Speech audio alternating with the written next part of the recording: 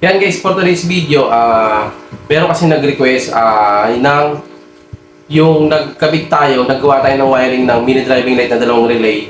Tapos ngayon, merong nag-request na kung pwede naman daw yung lagyan ng passing na may sariling switch. Ibig sabihin guys, maglalagay tayo ng switch at syempre lalagyan natin ng passing yung mini driving light. So, ipapakita sa inyo yung diagram paano gawin yung ganong may mini driving na may passing pero may sariling install na switch. Yan, papakita ko sa inyo. Una-una, syempre, kailangan natin syempre ng tri-switch, yung tri-switch. Etong tri-switch na to guys, paano ba yung drawing yan? Yan. Diba, kwadrado yun. Bilog yan. Yung tri-switch na yan guys, merong tinatawag na common yan. Kumbaga, common, high, and low. Yan.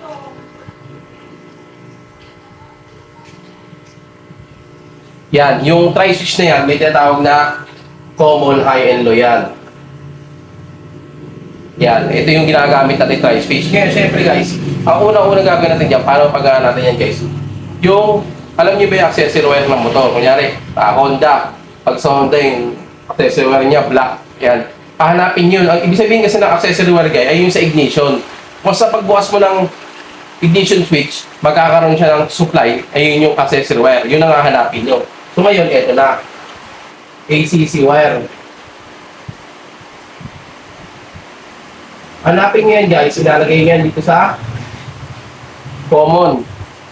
Ilalagay nyo yan sa common ng tri-switch. Ngayon, syempre guys, yung common ng tri-switch guys, yung low, ilalagay nyo yan sa relay. May dalawa tayong relay dito.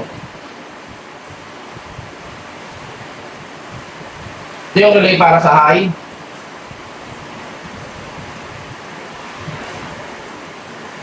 Ito yung relay para sa low. Relay.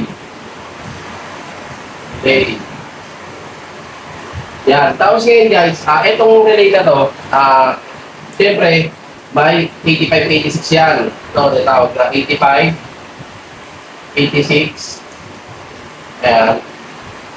Siyempre, 30, at 87. Output. Ganun din, 85, 86, 87, 30. Yan, syempre guys, 30 galing pa rin yan sa battery. Yan. Ngayon tayo ng battery. 12 volts battery. Negative. Positive. Syempre guys, yung 30 ito guys, shorted niya yan. Aspis na yan, shorted na yan. Supply. Siyempre, maglalagay pa rin tayo ng fuse. Lagay tayo ng fuse. Battery. Para safety siya, magkakat siya. O, tama na yun. Ngayon guys, ito. Itong accessory wire kasi positive yan. Positive yan. Ngayon, yung high mo na tri-switch, dito mo ilalagay yan sa 85. 85. Yung low mo, dito mo ilalagay yan sa 86. Yan, kasi ito pala sa relay ng low, ito para sa relay ng high. Ngayon, ito. Siyempre, mini driving light.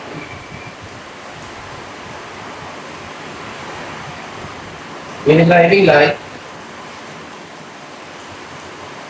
Yung mini driving light natin guys, doon muna tayo sa forwards para hindi kayo mahirapan.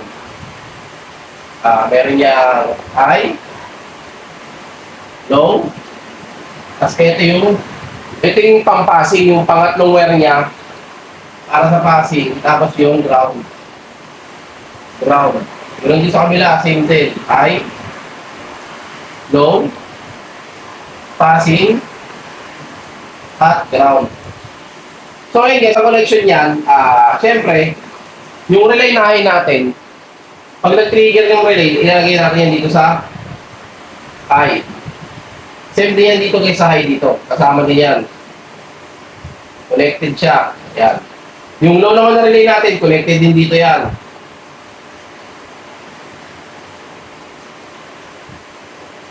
Low na relay, connected yan dito. Papansin nyo? Kaya, ibig sabihin kasi sa electronics nito, kung baga not connected yan, kaya pinatalon, kasi ay diretso. So yan, ito na. Ngayon, yung ground, lagay nyo na sa ground, body ground. Body ground yan. Yan. So ngayon, ito na. Ito na yung basic ng paglalagay ng MDL, pagkakabit ng MDL na dalawang relay gamit. So diba, ito, pagbukas mo ng motor, magkakaroon ng positive to. Yung tri-switch mo ngayon, pag in-up mo yan guys sa high, magkakaroon ng trigger ngayon yung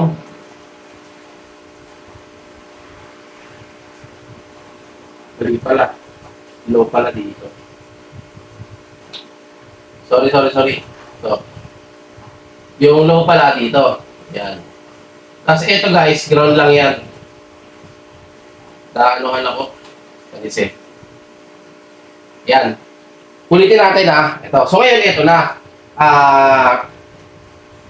Pagbukas ng motor, susi, magkakaroon ng supply yung accessory wire.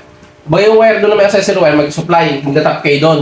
Kakabit yun sa common ng tri-switch. Yan. Ngayon, syempre guys, yung tri-switch na yung gitna niyan, nandiyan yung common. Ngayon, pag switch, pinindot mo yung pataas, syempre yung common tsaka high, magko-connection yan. So magkakaroon ng supply yung isang relay para sa high, 85. Ngayon, syempre, dahil naka-ground siya, may positive, titrigger siya. Magkakaroon ngayon ng supply, magkakaroon ng ilaw ngayon yung high ng LED. At siya magkakailaw kasi meron siyang positive galing sa battery, tapos meron siyang ground, iilaw siya. Ganoon din naman sa low. Pag switch mo yan sa low, ayan, yung low, ito sa relay ng low, trigger niya, may ground, may positive, magkakaroon din ng supply itong mini driving ng low, iilaw siya kasi may ground. Ngayon ang tanong, may natanong kasi, paano naman guys kapag merong sariling switch, may sariling switch na gusto ng passing. So ngayon papakita ko sa inyo, i-adapt natin dito yung may sariling switch na sariling passing. Ito guys kasi, yung switch kasi guys, yung switch nito momentary. Pag pinindot mo, tsaka siya mag-short. Kapag hindi mo siya pinindot, open siya. So ngayon, ito sabihin natin, ito yung switch natin. Ito yung switch. Mayari, ito switch. Naglagay tayo ng switch. Button switch yan, may dalawang ano yan. May dalawang linya yan. Ang diskarte lang na gagawin dyan guys, ganito lang. Maglalagay tayo ng isa pang relay. So ngayon, meron tayong relay dito. Yan. Another relay tayo, relay. Para sa passing. Ngayon, ito 87, 86, 85, 30. Same pa rin guys. Ang mangyayari niyan guys, ito 30. May supply pa rin yan dito. Yan. Dito nyo na yan iko-connecta para safety. Paparallel nyo na siya dito para safety. Yan 30. Yan. Tapos ngayon, eto guys, itong 85, dito mangyayari yan. Yan guys, ito gagawin nyo. Itong 86, i-ground nyo rin din yan. Ground. Negative. Tapos guys, yung 85, kukonektan nyo yun dito sa switch. Kukonektan nyo yan dito sa switch. Yan. Tapos itong switch guys, itong linya nito, i-kukonektan nyo to sa accessory wire. Yan. Tapos ngayon, yung 87, dahil may out to top, ano to, i-kukonektan nyo din sa passing yan. Sa passing siya nakalagay yan. Passing. Same din dito. Okay. Passing. So ayun guys, di ba gumagana yung mini driving, in-explain ko kanina. Itong si passing guys, kasi itong passing na to, switch yan parang switch yan, na ganyan yan. Na lutang lagi. Pag pinindot siya, saka siya mag-shorted. Tutulay ang supply. O sige, ganito. Explain ko Pagbukas ng motor, meron tayong gumagana yung pag naka-high, gagana yung mini driving low. Mini driving Pag nakapatay, walang gagana. Ngayon, etong switch na to guys, ito yung bilog na switch na maliit. Pwede mo siyang i-mount dun sa may handle switch, pwede mong ibaray na bilog. Tapos inihigpitan yan may dalawang ano yan parang wire. Kasi yung mga yan, pampasing talaga yan. Once na pinindot mo yan, magiging shorted siya. So ngayon, once na pinindot mo to guys, buhay na yung motor. Once na pinindot mo guys, magkakaroon siya ng supply yung 85. So ngayon, ba't siya titrigger guys? Kasi meron na siyang ground. Kailangan na lang nito ng positive, yung relay, para gumana. Tapos sina-ground na siya. So ngayon, pag pindot mo guys, so shorted, dadaan yung positive dito sa 85, titrigger siya. Ngayon kung sa mag-trigger siya, siyempre meron siyang supply 30 galing sa battery. Mag-out siya ng passing dito. Ngayon, pagpunta niya rito, iilaw yung passing mo, dalawang mini driving mo, mag-iilaw ng passing yan. Yan, iilaw siya, di ba? So ngayon, sabihin natin kahit yung guys, etong isang mini driving mo, nakailaw yung high. Nakailaw tong high, di ba? Kasi syempre, pag nag-switch ka ng high, iilaw yung high mo.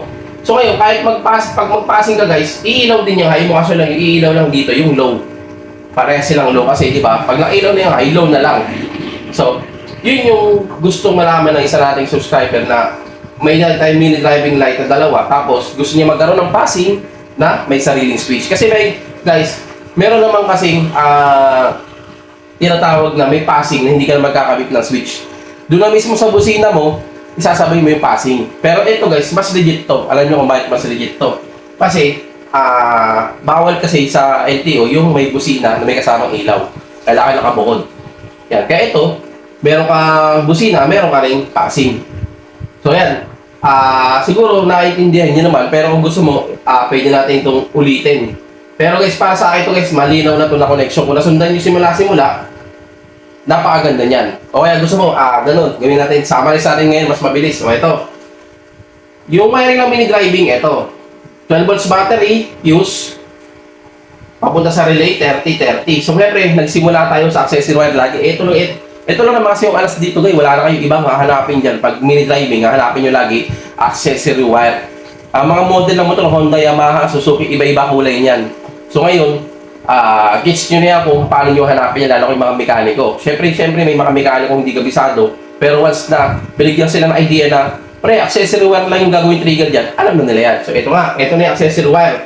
Yung accessory wire, ilalagay mo lang yan sa linya ng common ng tri-switch. Yung tri-switch na lagi sa side mirror, yung high and low. Ito yan. Siyempre, pag nag-pindot ka ng high, kukulik yan sa high, yung relay mo magkakapacitive sa 85, nakaground yung trigger niyan, gagana yan, magkakasupply yung high. Dahil, dalawang high kasi naka-wiring yan dyan eh.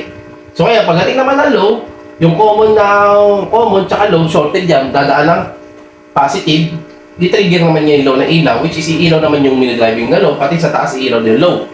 Yan. Ngayon, pagdating naman, eto na, okay na. Pagdating naman sa passing, once na bumindot ka nito, dahil may supply yan galing accessory wire, once na bumindot ka nito, i-trigger nyo 85 kasi naka-ground na yung 86, complete circuit na siya.